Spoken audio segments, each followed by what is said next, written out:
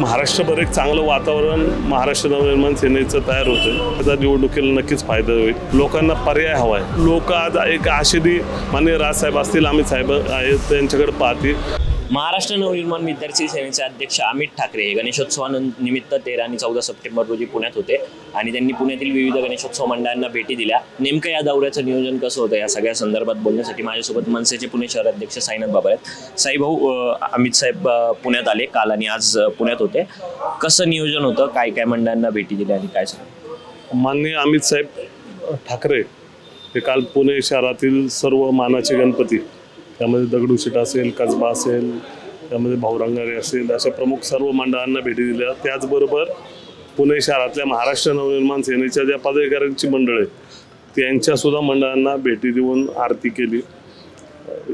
येत्या विधानसभेच्या निवडणुकीच्या दृष्टिकोनातून आमच्याकडून विचारपूस केली, कशी काय संघटनात्मक बांधणीबद्दल माहिती घेतली आणि ज्या पद्धतीने पुणे शहरभर त्याचं एक चांगलं वातावरण तयार झालं आहे, खरं तर त्याचा निवडणुकीला नक्कीच फायदा होईल।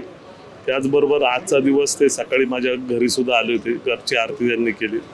खरं तर माननीय अमित साहेब ज्या ज्या भागामध्ये फिरतात ते माननीय राजसाहेबांचा दौरा सुरू आहे, त्यामुळे एक महाराष्ट्रभर एक चांगलं वातावरण महाराष्ट्र नवनिर्माण सेनेचं तयार होतं। लोकांना पर्याय हवा आहे। लोक सध्याला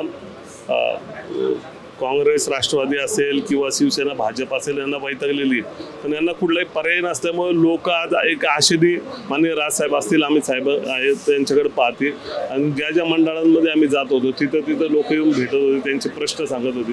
खरं तर हेच आमचं यश आहे की माननीय अमित साहेबांच्या ह्या संपूर्ण दौऱ्यामध्ये बरीचशी लोक त्यांना भेटत होते। अमित ठाकरे यांनी गणपती मंडळांना भेटी दिल्याच, मात्र त्यानंतर एक संवेदनशीलतेचं किंवा त्यांच्यात असणारी सहानुभूती दिसून आली ती अशी की श्रीकांत आमराळे आपले पदाधिकारी, त्यांच्या पत्नीचं काही दिवसांपूर्वी अपघाती निधन झालं, त्यांच्या घरी भेट देऊन सांत्वन केलं। सोबतच पुण्यातील एक वसतिगृह आहे शासकीय, ज्याचा प्रश्न मनसेने उचलला आणि त्या वसतिगृहाचं पुनर्रचना व्हावी अशी मागणी मनसेने केली, आंदोलन केलं आणि त्या वसतिगृहाला भेट देऊनही अमित ठाकरे यांनी तिथली माहिती घेतली। या सगळ्या गोष्टींकडे एक सामाजिक भान पण जपण्याचं काम केलं। इतर पक्षांचे दौरे किंवा इतर नेत्यांचे हे गणेशोत्सवातले दौरे आणि अमित ठाकरेंचा दौरा काय वेगळा वाटतो?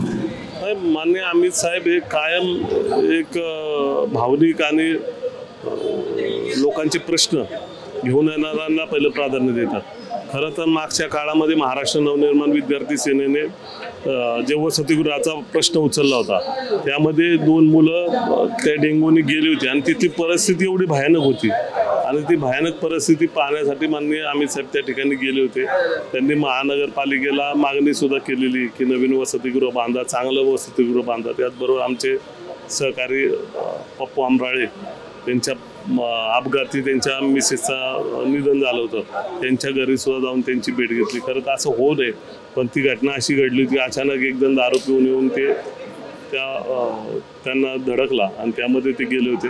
खरं तर माननीय राजसाहेब असतील, अमित साहेब असतील, हे कायम एक भावना ज्यावेळेस आम्ही ज्या ठिकाणी जात असतो तर लोकांचे प्रश्न जो व्यक्ती घेऊन येईल त्याचे प्रश्न सोडवण्यात ते प्राधान्य देत असतात। नक्कीच, त्यामुळे अमित ठाकरेंचा हा संपूर्ण दौरा 2 दिवसांचा होता पुण्यात। त्यावेळेस त्यांनी विविध गणेशोत्सवांना भेट दिली आणि दुसरीकडे भावनिकता आपल्या मनात जी आहे ती देखील दाखवून दिली। कॅमेरामन कृष्णा गुरसेसह मी प्रणव ढमाले, मनसे सोशल, पुणे।